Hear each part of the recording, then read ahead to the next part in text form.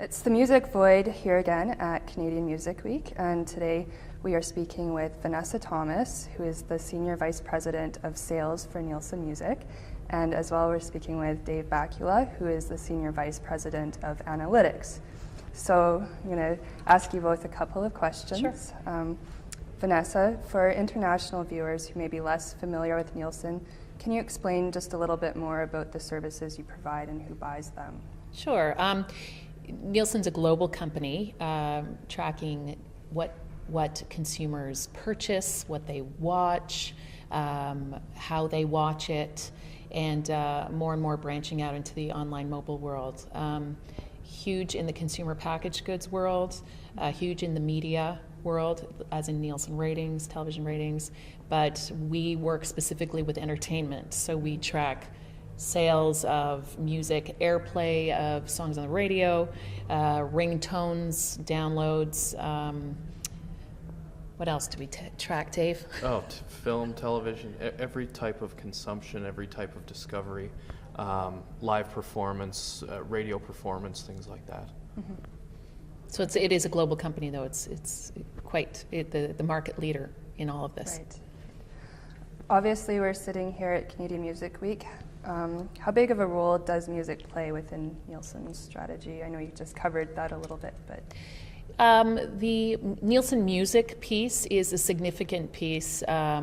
We are a good platform for a lot of the other divisions to integrate with. A big mantra of Nielsen is integration. So we are working closer with our friends on mobile and online divisions to marry our scan data and our airplay data with their more of their demographic data, more of their sentiment from consumer behavior online, mm-hmm. and bring them all together. Our division may not be one of the biggest divisions, but it's a good division to try and merge with other divisions. Mm-hmm. Can you give me a couple of examples of some of your music clients? Oh, sure.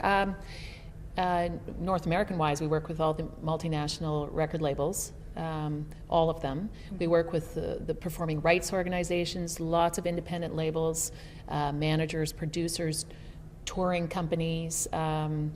We work with, on the radio side, we work with all the radio stations and all the performing rights organizations, agencies involved with that. In Canada specifically, because they're so involved with giving grants to artists and based on sales, we work closely with the government agencies and Canadian Heritage to track all the young Canadian artists so that they can qualify for their grants. Right.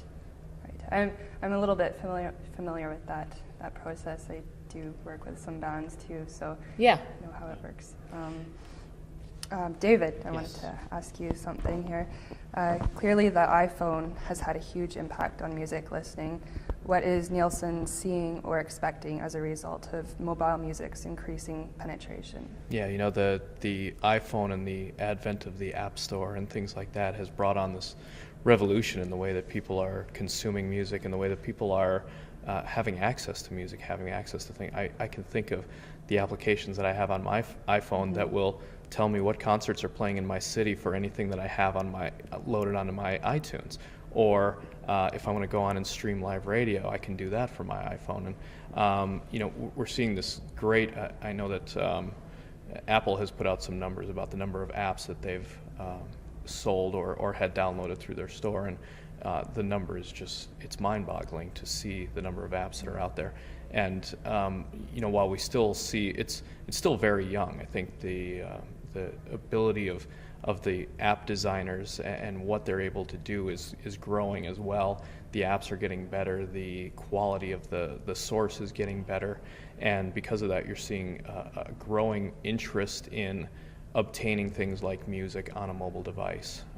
And I think we're really just scratching mm-hmm. the surface right now. I think it's only going to get better and better. Absolutely.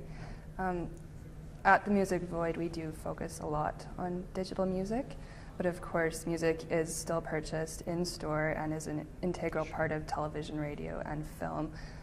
What do you think the music industry professionals should be looking out for in these areas, in your Well, I opinion? think what they really need to look out for is they need to be aware of what works for them and what doesn't. What works for one particular artist may not work at all for a different artist. You know, we look at how artists are being discovered, how they're breaking, how they're going from no name at all to a household name. You know, there are any number of acts that you get a song played on the right TV show at the right time, and that takes you to another level. Now, not every artist, particularly the do-it-yourself artists, can go out there and go to the producer of Grey's Anatomy and say, hey, by the way, you need to use my song in a really important part in your show. But there are other ways for these people to get discovered, to be in the right place at the right time. It's the right lifestyle. It's the right, you know, targeting your consumer and knowing who your consumer is. And that's, you know, that's to bring it back to the Nielsen. That's where I think the Nielsen company takes all of these metrics from all of these different discovery sources and entertainment sources and tries to package them all together, sell them with some intelligence to their clients and say, these are the things that are working for you, these are the things that are important to you. Don't focus so much on the things that aren't working for you. And I think that's particularly in cases where artists have limited budgets and labels have limited budgets. Don't just throw your money everywhere. Target it to where it really works for you. Absolutely. I think you both covered everything that we wanted to talk Great. about today.